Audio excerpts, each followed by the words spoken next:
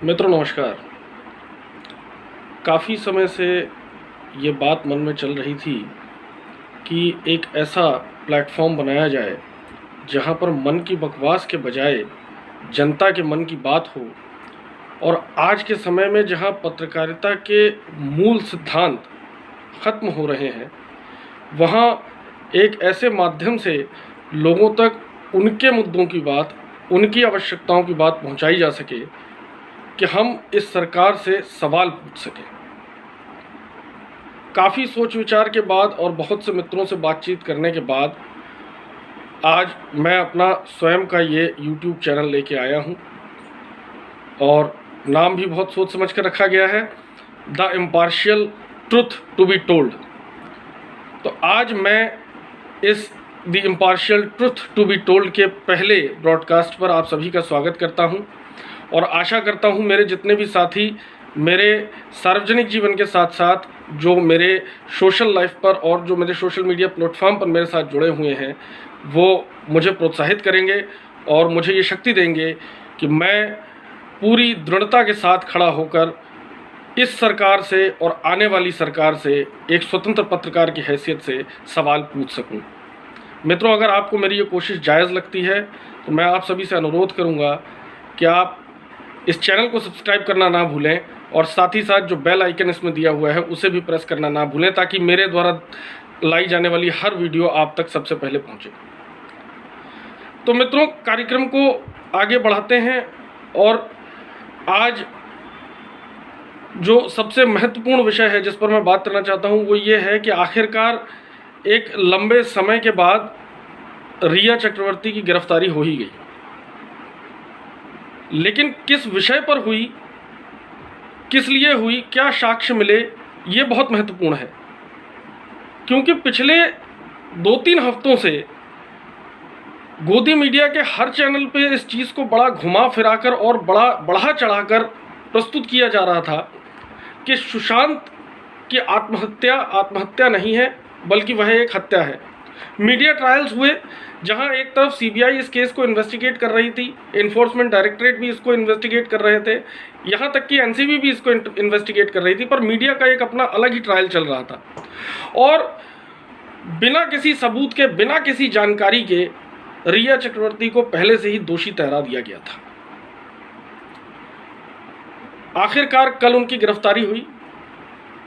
सच जो भी है वो इन्वेस्टिगेशन के बाद सामने आएगा, परंतु मैं इस बात पर जोर इसलिए दे रहा हूं क्योंकि कम से कम अब उनकी गिरफ्तारी हो गई तो गोदी मीडिया में कुछ और मुद्दा आएगा। ये एंटरटेनमेंट शो खत्म हो गया, अब किसी और एंटरटेनमेंट शो की तरफ वो लोग जाएंगे। लेकिन सवाल ये उठता है कि आपने इस केस को शुरू किया था सुशांत के मर्डर केस के नाम पर और गिरफ्तारी हुई है ड्रग्स के केस में, एनसीबी ने गिरफ्तारी करी है। तो कहीं ना कहीं शायद मेरे ख्याल से इस देश की जनता को भी ये समझ में आता है कि ये ड्रामा चल क्या रहा है।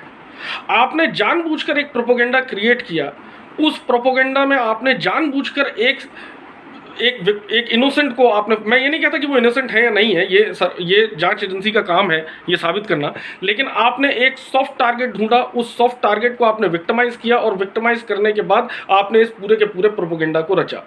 किस लिए? ताकि इस बीच जो मुख्य मुद्दे हैं वो दब जाएं और उन पर कोई बात ना कर सके। लेकिन इतिहास इस बात का साक्षी है और इस बात का गवाह है, जब जब किसी भी देश का युवा सड़कों पर उतरा है उस देश में तख्ता पलट हुआ है।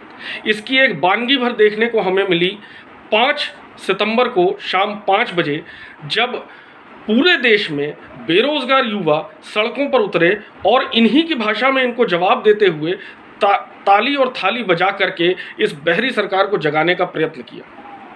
और इसका नतीजा भी मित्रों बहुत जल्दी सामने आया।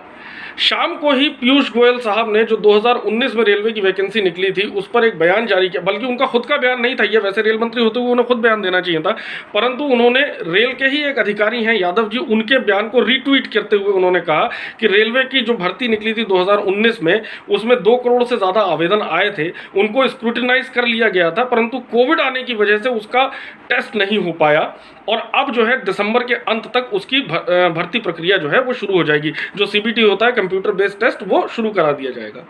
तो मैं इस महान सरकार के महान अफसर से ये जानना चाहूँगा, जहाँ ये सरकार कोविड के समय में, जहाँ महामारी सबसे ज़्यादा फैली हुई है, इस समय भारत दूसरे नंबर पर आ गया है, इन्होंने जेईई और नीट की परीक्षा कराने में इतनी तत्परता दिखाई जिससे ऐसा प्रतीत हुआ कि शायद ये सरकार शिक्षा को लेकर के बहुत ज़्यादा सजग है। तो अगर यही तत्परता आपने जेईई और नीट के एंट्रेंस एग्जाम में दिखाई, तो ये तत्परता आपकी रेलवे की भर्ती के लिए क्यों नहीं दिखाई देती? और तमाम ऐसी भर्तियां हैं जो अभी भी रुकी हुई हैं। इस देश का बेरोजगार आपसे सवाल पूछ रहा है, इस देश का बेरोजगार आपसे रोजगार मांग रहा है, वहां हमारे प्रधानमंत्री महोदय मोर को दाना चुगा रहे हैं। इससे हास्यास्पद घटना इस देश में और कोई नहीं हो सकती। आज केवल इन्हीं दो मुद्दों पर बात करूंगा। आज ये पहला ब्रॉडकास्ट है और बहुत सारी चीजें अभी मुझे करनी है। आगे भविष्य में हर रोज़ हम एक नए वीडियो के साथ आते रहेंगे और कोशिश करूंगा कि मैं और मेरी टीम आप तक जितना ज़्यादा हो सके उतना ज़्यादा विश्लेषण के साथ, तुलनात्मक चीज़ों के साथ, तथ्यात्मक अध्ययन के साथ पहुँचे। अंत में भी आपसे यही गुजारिश करूंगा कि यदि आपको मेरा ये प्रयास पसंद आता है, यदि आप मुझे सहयोग करना चाहते हैं तो सब्सक्राइब करें और साथ ही साथ बेल आइकन को भी प्रेस करें। धन्यवाद।